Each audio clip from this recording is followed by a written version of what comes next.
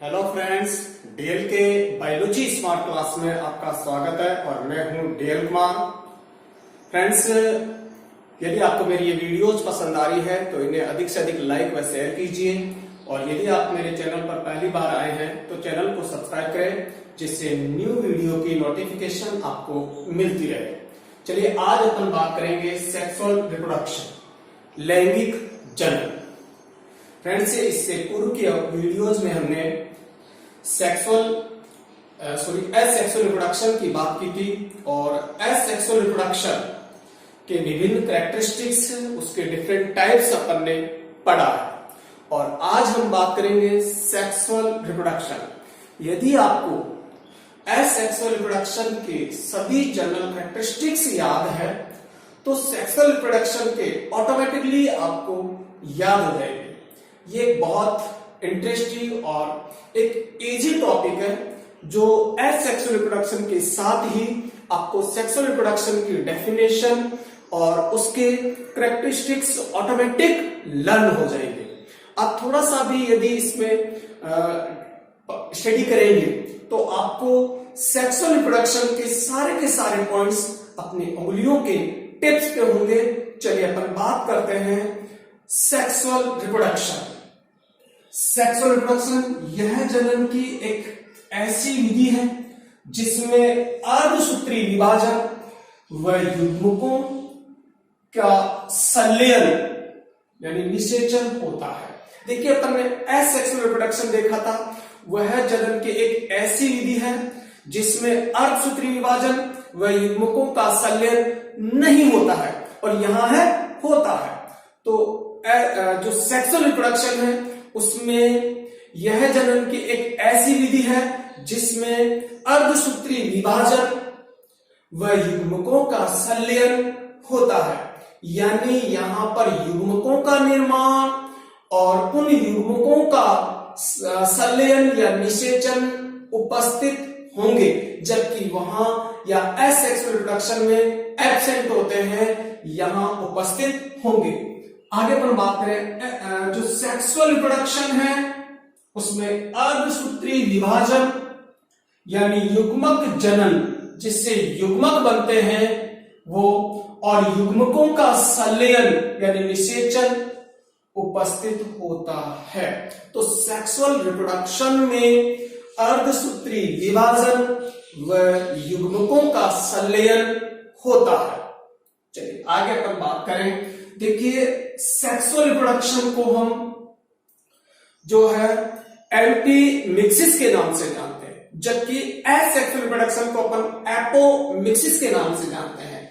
तो देखिए, sexual reproduction को अपन सहजनन या सिनजीनेसिस और एंटीमिक्सिस या एंटीगोनी के नाम से जाना जाता है। तो सेक्सुअल रिप्रोडक्शन को हम सिनजीनेसिस, एंटीमिक्सिस और एंटीगोनी के नाम से जान सकते हैं। सिनजीनेसिस मीन्स क्या है? Syn means together and genesis means origin, यानी जब साथ साथ उत्पत्ति हो। इसी प्रकार उभय मिश्रण, वहां एपोमिक्सिस था, apo means absent, mixes means मिश्रण का अभाव, जबकि यहां एंटीमिक्सिस यानी उभय मिश्रण भी अपन इसे कह सकते हैं। एंटी मीन्स बोथ और मिक्स मीन्स मिक्सिंग, यानी जिसमें युग्मकों की मिक्सिंग होती है या जीनों की मिक्सिंग होती है। चलिए, तो इससे अपन सेक्सुअल रिप्रोडक्शन को हम एंटीमिक्सिस, सिनजीनेसिस या एंटीगोनी के नाम से जान सकते हैं। चलिए आगे पर बात करें जनरल या characteristics of sexual reproduction. Sexual reproduction की क्या विशेषताएं हैं तो वो अपन बात करें तो सबसे पहले बात करें अर्धसूत्री विभाजन से युग्मकों का निर्माण होता है, यानी अर्धसूत्री विभाजन होगा जिससे युग्मक बनेंगे और युग्मक दो प्रकार के होंगे, नर युग्मक व मादा युग्मक। तो सेक्सुअल रिप्रोडक्शन में अर्धसूत्री विभाजन होगा, उससे युग्मक बनेंगे। युग्मक दो प्रकार के होंगे, नर युग्मक व मादा युग्मक, जिसे हम युग्मक जनन भी कहते हैं। तो अर्धसूत्री विभाजन से युग्मकों के निर्माण को युग्मक जनन या गैमेटोजेनेसिस के नाम से भी जाना जाता है। आगे पर बात करें, नर व मादा युग्मकों का संलयन होता है। जब गैमेट बन चुके हैं तो गैमेटों का संलयन भी होगा, उसे अपन निषेचन कहते हैं। यानी सेक्सुअल रिप्रोडक्शन में फर्टिलाइजेशन उपस्थित होता है, फर्टिलाइजेशन होगा, जिससे टू एन युग्मनज, क्योंकि ये गैमेट जो बनते हैं वो एन अगुणित होते हैं, और जब नर गैमेट या मेल एंड फीमेल गैमेट का जब फ्यूजन होगा, जब फर्टिलाइजेशन होगा, तो उससे टू एन युग्मनज का निर्माण होता है। तो उससे टू एन युग्मनज जाइगोट बनेगा। तो नर और मादा युग्मकों का संलयन होता है सेक्सुअल रिप्रोडक्शन में, और उससे द्विगुणित या डिप्लॉइड जाइगोट बनता है। युग्मनज से भ्रूण का विकास होगा। युग्मनज जो बना है, जाइगोट जो बना है, 2n जो जाइगोट बना है, उस जाइगोट से भ्रूण का डेवलपमेंट होगा, जिससे भ्रूणोद्भव कहा जाता है, एम्ब्रियोजेनेसिस कहते हैं। तो एम्ब्रियोजेनेसिस क्या है भी? 2n युग्मनज से एक बहुकोशिकीय भ्रूण का परिवर्तन होना एम्ब्रियोजेनेसिस कहलाता है।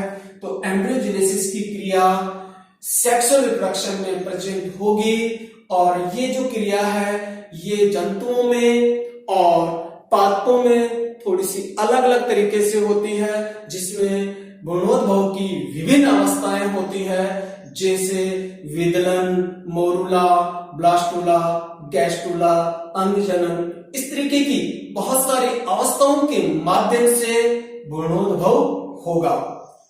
तो युग्मनज से यानी 2n युग्मनज से भ्रूण का विकास होना भ्रूणोद्भव कहलाता है। आगे अपन बात करें, यह जनन की द्विजनकीय विधि है, जिसमें दो जनन उपस्थित होते हैं, क्योंकि इसमें नर युग्मक और मादा युग्मक होते हैं, और नर और मादा युग्मक जो बनेंगे, वो जो नर युग्मक बनेंगे वो नर में बनेंगे, और मादा युग्मक मादा में बनेंगे। तो यह जनन जो है द्विजनकीय है, जबकि अपन ने देखा था कि एसेक्सुअल रिप्रोडक्शन जो है एक जनकीय था, किंतु यह जनन कैसा है भी? द्विजनकीय, जिसमें नर जनन व मादा जनन उपस्थित होते हैं।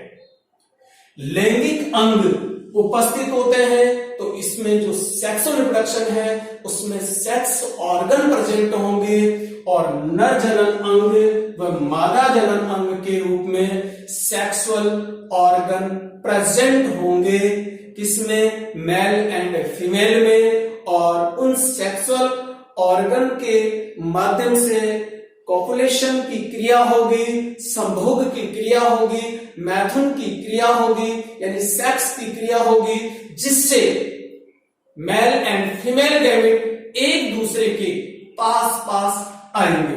तो देखिए अपन संभोग या मैथुन या सेक्स की क्रिया उपस्थित होती है, जिससे नर युग्मक व मादा युग्मक एक दूसरे के पास पास आते हैं और निषेचन की संभावनाओं को बढ़ाते हैं या निषेचन की क्रिया में भाग लेते हैं। तो इसमें जो सेक्सुअल रिप्रोडक्शन है उसमें सेक्स होगा या कॉपुलेशन होगा, संभोग की क्रिया होगी, जिससे मेल एंड फीमेल गैमेट एक दूसरे के पास पास आएंगे और फर्टिलाइजेशन की संभावना बढ़ जाएगी। तो फर्टिलाइजेशन को बढ़ाते हैं। इस प्रकार की जो सेक्सुअल रिप्रोडक्शन है उसमें किशोर अवस्था या जुवेनाइल फेज पाई जाती है, यानी किशोर अवस्था पाई जाती है, यानी प्रजनन से पूर्व की अवस्था को अपन किशोर अवस्था कहते हैं, जिसमें जनन अंग जो है, रिप्रोडक्टिव जो अंग है वो जनन के लिए तैयार होते हैं। इसे वेजिटेटिव ग्रोथ भी कह सकते हैं अपन, पादपों के लिए इसे कायिक वृद्धि भी कह सकते हैं, जबकि जंतुओं में इसे जुवेनाइल या किशोरावस्था या जुवेनाइल फेज के रूप में अपन इसे जानते हैं, और पादपों में इसे कायिक वृद्धि अवस्था के नाम से जाना जाता है। यह अप्रजनन अवस्था है जो प्रजनन से पूर्व की या पहले की अवस्था होती है। आगे अपन बात करें, अनुकूल दशाओं की आवश्यकता नहीं होती। सेक्सुअल रिप्रोडक्शन के लिए किसी प्रकार की कोई अनुकूल दशाओं की आवश्यकता नहीं है कि इसके लिए एनवायरमेंटल कंडीशन होना कोई अनिवार्य नहीं है। ये सभी जो दशाएं हैं उनमें संपन्न हो जाती है। सेक्सुअल जो है सेक्सुअल रिप्रोडक्शन धीमी क्रिया से होता है। तो देखिए अपन बात करें, जो एसेक्सुअल रिप्रोडक्शन है वो बहुत तीव्र गति से होता है, जबकि जो सेक्सुअल रिप्रोडक्शन है वो धीमी क्रिया है, यानी इसमें प्रजनन की दर बहुत धीमी होगी। पीढ़ी एकांतरण पाया जाता है। एसेक्सुअल रिप्रोडक्शन में पीढ़ी एकांतरण एब्सेंट होता है, जबकि सेक्सुअल रिप्रोडक्शन में पीढ़ी एकांतरण उपस्थित होता है। पीढ़ी एकांतरण क्या है? अगुणित बीजाणुविद अगुणित युग्मोद्भिद अवस्था यानी एंड और द्विगुणित बीजाणुविद अवस्था के एकांतर क्रम को हम क्या कहते हैं? भी पीढ़ी एकांतरण। तो यदि ये है इसकी कौन सी? अगुणित युग्मोद्भिद अवस्था, यह है द्विगुणित बीजाणुविद अवस्था, फिर अगुणित युग्मोद्भिद अवस्था, द्विगुणित बीजाणुविद अवस्था एकांतर क्रम में है, इसी को हम क्या कहते हैं? पीढ़ी एकांतरण कहते हैं। तो पीढ़ी एकांतरण उपस्थित होगा। जीन विनिमय होता है, जो सेक्सुअल रिप्रोडक्शन है उसमें जीन विनिमय होगा, यानी गुणसूत्रों की कुछ खंडों का या कुछ भुजाओं का आदान प्रदान होगा। समजात गुणसूत्रों के मध्य जीन विनिमय होगा, विभिन्नताएं पैदा होगी, और जब जीन विनिमय होगा तो वेरिएशन भी उत्पन्न होती है। सेक्सुअल रिप्रोडक्शन में उत्पन्न संतान जनक से भिन्न जो आकार की व आनुवंशिक दृष्टि से होगी, जिसे ऑफ स्प्रिंग या ऑफ प्रिंट कहते हैं। तो सेक्सुअल रिप्रोडक्शन में जो संतान होगी वो जनक से भिन्न होगी, और इस प्रकार की भिन्नता वाले संतान को हम ऑफ प्रिंट या ऑफ स्प्रिंग कहते हैं, जो आकारिकी व आनुवंशिक दृष्टि से जनक से भिन्न होगी, क्योंकि जीन विनिमय के कारण ये भिन्नता पैदा हो जाती है। आगे अपन बात करें, यह जनन की धीमी व जटिल विधि है। तो ये जनन की बहुत धीमी गति से होने वाली विधि है और एक जटिल प्रोसेस है। प्रजनन की दर जो है धीमी होती है। सेक्सुअल प्रोडक्शन में जो रिप्रोडक्शन की जो या प्रोडक्शन की जो दर है वो बहुत कम होती है। जनक के लैंगिक अंग व जननिक सेल भाग लेती है। तो सेक्सुअल रिप्रोडक्शन में जनक की जो जनक है उसके सेक्सुअल ऑर्गन और जननिक या रिप्रोडक्टिव सेल भाग लेती है। कई कोशिकाएं भाग नहीं लेती है। किसमें? सेक्सुअल प्रोडक्शन में। कायिक अंग व कायिक सेल भाग नहीं लेते। जैव विकास में सहायक है क्योंकि विभिन्नताएं पैदा होती है। हमने देखा कि जो एसेक्सुअल रिप्रोडक्शन है वो जैव विकास में बायोवेरिएशन में कोई महत्वपूर्ण भूमिका नहीं निभाता है, क्योंकि उत्पन्न संतान जनक के बिल्कुल समान होती है, जबकि सेक्सुअल रिप्रोडक्शन में उत्पन्न संतान जनक से भिन्न होती है। इस कारण से इसका जैव विकास में भी महत्वपूर्ण योगदान है। समसूत्री व अर्धसूत्री विभाजन उपस्थित होते हैं। जो सेक्सुअल रिप्रोडक्शन है उसमें अर्धसूत्री विभाजन व समसूत्री विभाजन होते हैं, और युग्मक प्रजनन की इकाई के रूप में जो गैमेट है वो रिप्रोडक्टिव यूनिट के रूप में जाने जाते हैं। तो सेक्सुअल रिप्रोडक्शन में जो रिप्रोडक्टिव यूनिट है वो क्या है भाई? गैमेट। जबकि एसेक्सुअल रिप्रोडक्शन में जो रिप्रोडक्टिव यूनिट है वो क्या है? बड या कलिका। उच्च श्रेणी के जीवों में सेक्सुअल रिप्रोडक्शन होता है, जैसे मानव में या जंतुओं में या फ्लावरिंग प्लांट में जो है सेक्सुअल रिप्रोडक्शन होता है। जबकि लोअर कैटेगरी के जो लोअर ऑर्गेनिज्म है उनमें सेक्सुअल रिप्रोडक्शन होता है। और पैतृक संरक्षण पाया जाता है। सेक्सुअल रिप्रोडक्शन में पैतृक संरक्षण होता है और आपने देखा भी होगा कि अपने माता पिता अपनी संतान की अत्यधिक सुरक्षा और रक्षा करते हैं, तो पैतृक संरक्षण होता है सेक्सुअल रिप्रोडक्शन में। तो सेक्सुअल रिप्रोडक्शन अपन ने देखा कि सेक्सुअल रिप्रोडक्शन क्या है और सेक्सुअल रिप्रोडक्शन की क्या क्या विशेषताएं हैं। सेक्सुअल रिप्रोडक्शन एसेक्सुअल रिप्रोडक्शन से अच्छी विधि मानी जाती है, क्योंकि इस जनन में विभिन्नताएं पैदा होती है जिससे उत्पन्न संतान अधिक ओज होती है और ये पर्यावरण के अधिक अनुकूल होती है और जो जनकों की तुलना में अच्छे गुण अधिक पैदा होते हैं। इस कारण से सेक्सुअल रिप्रोडक्शन को एसेक्सुअल रिप्रोडक्शन की तुलना में एक अच्छा प्रजनन या जनन माना जाता है। अब अपन बात करें अलैंगिक व लैंगिक जनन में अंतर। सेक्सुअल रिप्रोडक्शन और एसेक्सुअल रिप्रोडक्शन में डिफरेंट, तो different between sexual reproduction and asexual reproduction. जैसा कि अभी भी मैं आपको यहां पर एसेक्सुअल रिप्रोडक्शन की बहुत सारी विशेषताएं और उसकी परिभाषाएं अपन ने बात की और एसेक्सुअल रिप्रोडक्शन की भी मैंने साथ साथ आपको बात किया। फिर भी मैं एक टेबल के रूप में आपके सामने सेक्सुअल रिप्रोडक्शन और एसेक्सुअल रिप्रोडक्शन में जो मेन इंपॉर्टेंट है वो आपको बता रहा हूं। तो हम बात करें भी सेक्सुअल रिप्रोडक्शन और एसेक्सुअल रिप्रोडक्शन में, इस कॉलम में सेक्सुअल रिप्रोडक्शन की बात कर रहा हूं और यहां पर बात करेंगे एसेक्सुअल रिप्रोडक्शन की। तो difference between sexual reproduction and asexual reproduction. चलिए यहां पर एक टेबल किया है जिसमें अपन ने यहां सीरियल नंबर लगा दिया, यहां सेक्सुअल रिप्रोडक्शन किया और यहां एसेक्सुअल रिप्रोडक्शन बात किया। हम सबसे पहला डिफरेंट बात करते हैं, फर्स्ट डिफरेंट देखते हैं। फर्स्ट डिफरेंट सेक्सुअल रिप्रोडक्शन में जो समसूत्री व अर्धसूत्री विभाजन उपस्थित होते हैं, यानी mitosis and meiotic division are present.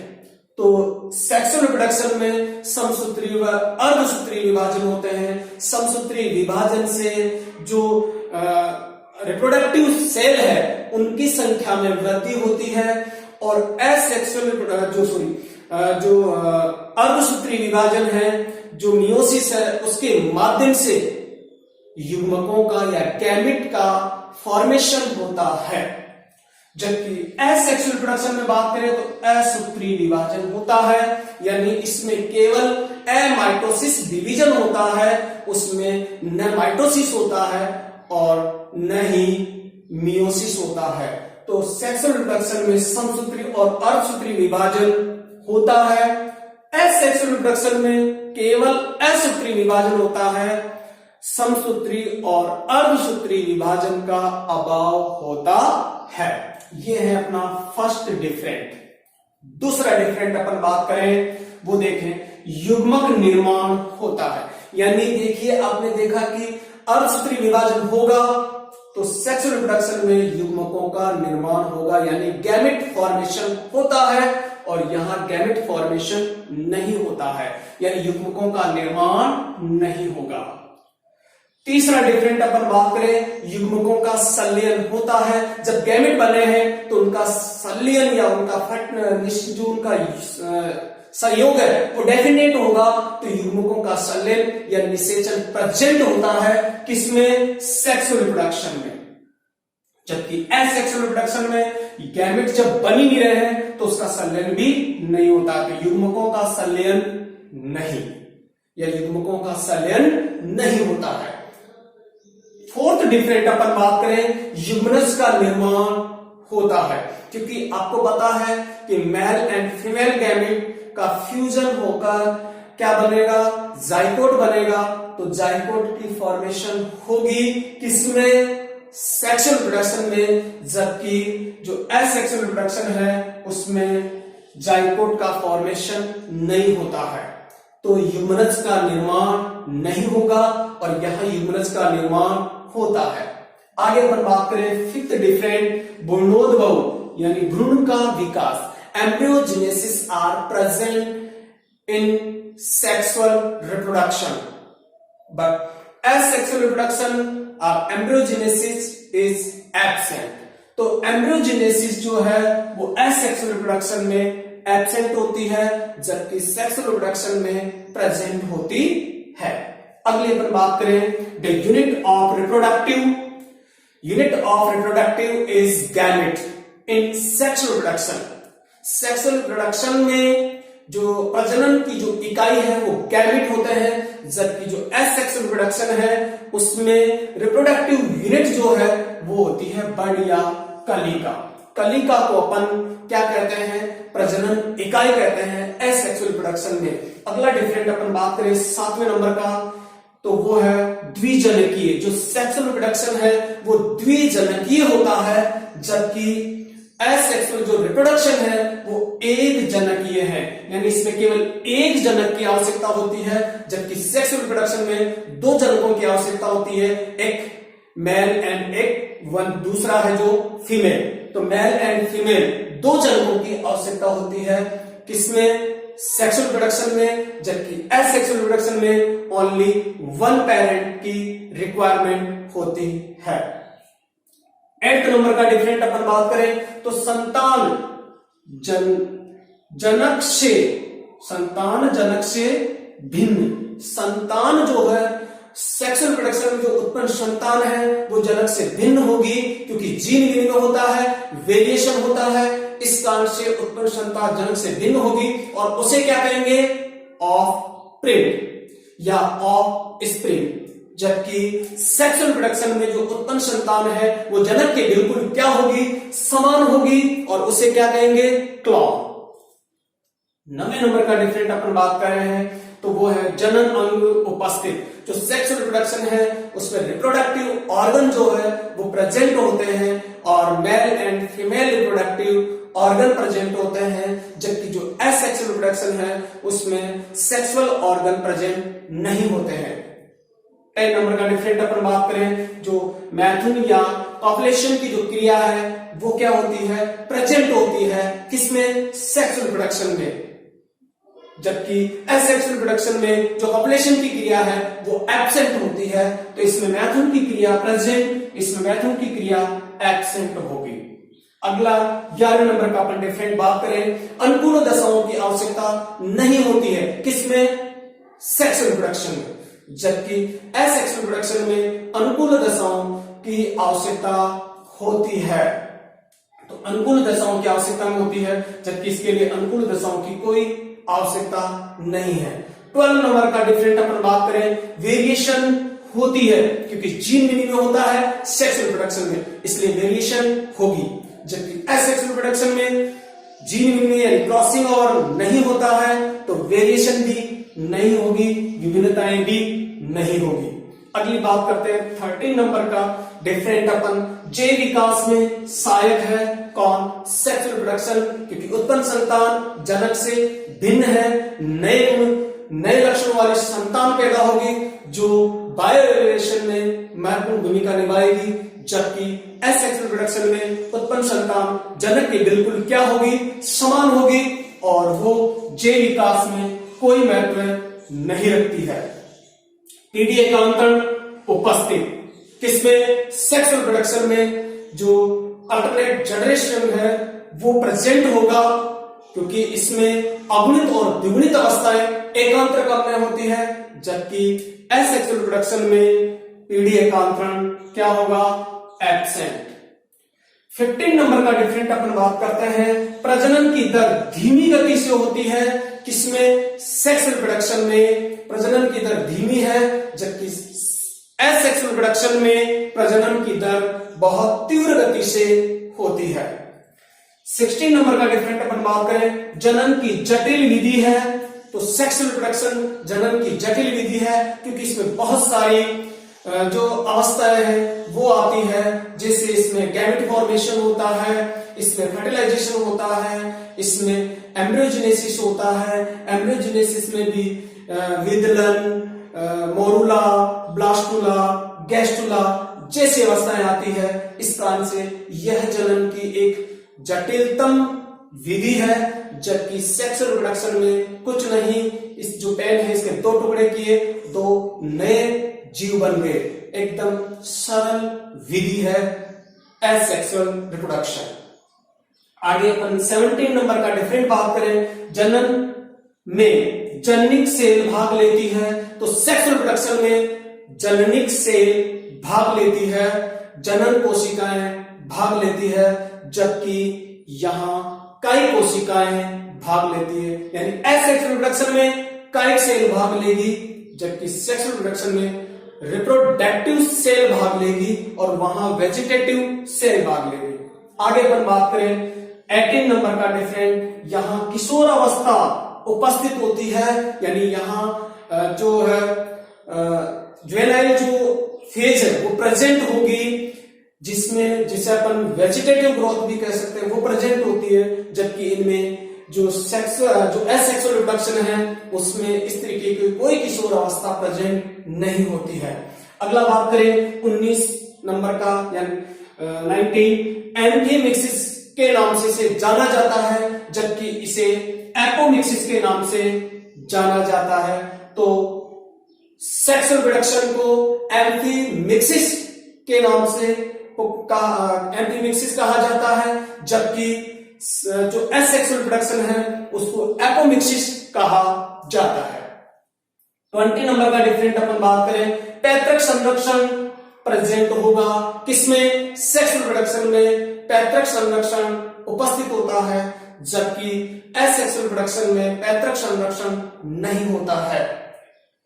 21 gene विनिमय प्रेजेंट होता है किसमें, सेक्सुअल रिप्रोडक्शन में। जो मियोसिस है, उस मियोसिस की जो प्रोफेज फर्स्ट है, उस प्रोफेज फर्स्ट की जो पेकाइटिन अवस्था है उसमें समजात गुणसूत्रों के मध्य गुणसूत्र खंडों का आदान प्रदान होता है, जिसे हम जीन विनिमय कहते हैं। और जो सेक्सुअल रिप्रोडक्शन है उसमें जीन विनिमय उपस्थित होता है, जबकि एसेक्सुअल रिप्रोडक्शन में जीन विनिमय या क्रॉसिंग ओवर एब्सेंट होता है।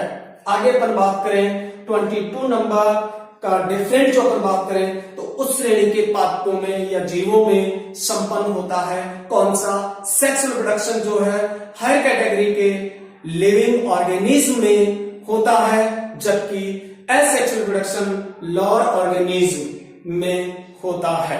तो ये था भी सेक्सुअल व एसेक्सुअल रिप्रोडक्शन में डिफरेंट। तो आज हमने देखा कि सेक्सुअल रिप्रोडक्शन क्या है और उसकी क्या विशेषताएं हैं, और सेक्सुअल रिप्रोडक्शन व एसेक्सुअल रिप्रोडक्शन में क्या डिफरेंट है। तो आपको ये टॉपिक समझ में आ गया होगा। ओके फ्रेंड्स, जय हिंद, जय भारत।